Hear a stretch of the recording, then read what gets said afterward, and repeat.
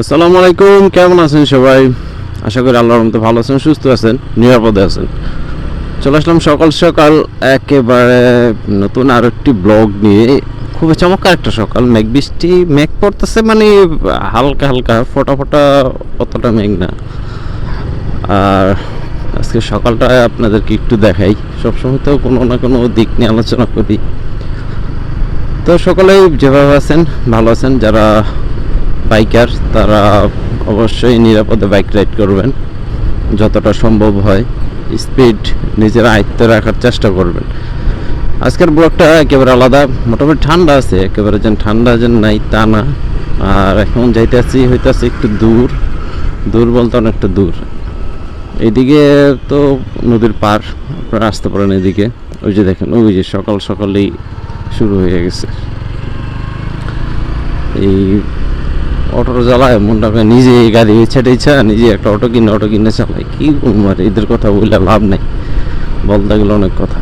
আমাদের এদিকে রেস্টুরেন্টগুলো আছে, চাইলে আসতে পারেন, ছোটোখাটো রেস্টুরেন্ট। আর শুক্র শনিবার একটু মানুষটা বেশি হয়, এছাড়া অতটা বেশি হয় না।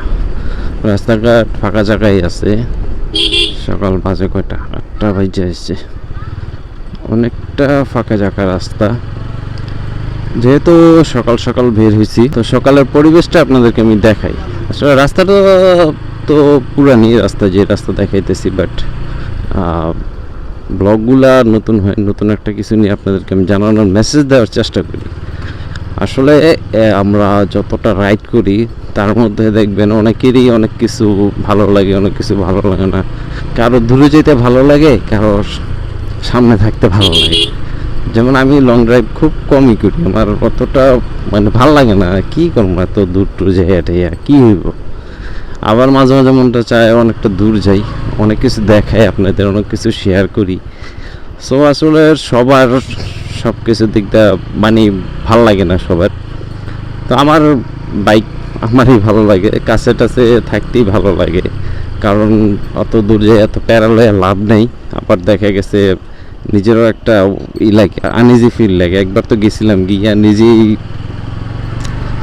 মানে হাঁপাই হরান হয়ে গেছে, এক কথা বলতে গেলে পুরো শরীরটা পুরো ছেড়ে দিছে, এমন অবস্থা হয়েছে। তো অতটা দূরে যাই বলতে দেখা গেছে বাসে টাসে কক্সবাজার যাওয়া হয়েছে, কিন্তু এই মোটর সাইকেল নিয়ে আমার অতটা যাওয়া হয় নাই। তো চলে আসলাম সেই আমার বিখ্যাত রাস্তা। এই হচ্ছে আমার বিখ্যাত রাস্তাটা। এখন পানি টানি নাই, যখন পানি থাকে তখন এটা হয়ে যায়। ওই যে এই যে দেখেন এদের অবস্থা কি, রাস্তার কিং সিএনজি অফ অটো, এদের কথা বললে লাভ নেই। এই রাস্তাটা যখন পানি থাকে তখন মনে হইব কক্সবাজারের সমুদ্র সৈকতে আছি না। কক্সবাজার তো একটু ঢেউ আছে, সেন্ট মার্টিনে অতটা ঢেউ নেই, তো সেন্ট মার্টিনে আছে আর কি, থাকে। সেন্ট মার্টিনেও ডিভিশন নাই তা না, সেন্ট মার্টিনেও ঢেউ থাকে। তো কথায় কথায় অনেকটা দূর চলে আসলাম, আর আপনাদের সাথে একটু একটু সকালের পরিবেশটা দেখাইলাম, কি অবস্থা আছে। ব্লগটা আপাতত এইখানে শেষ করি, কি বলুন না, একটু বড় টড়ো করার ইচ্ছা নেই, কারণ মোটর ব্লগ অতটা বড় করলে ভাল লাগে না। যদি লং ট্যুরে যাওয়া যায় তাহলে হয়তো একটু একটু ভাল লাগে, বাট লং ট্যুর ছাড়া অতটা আমার কাছে ইজি ফিল হয় না।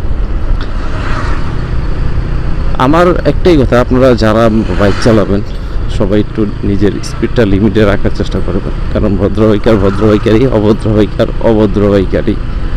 যেটা ভাল লাগে আমি সাবেক রানা ভাই, খুব ভাল লাগে আমার কাছে, কারণ তার কাছে কোনো ওই জিনিসের প্যারা নাই যে যাইতেই হইব আগে।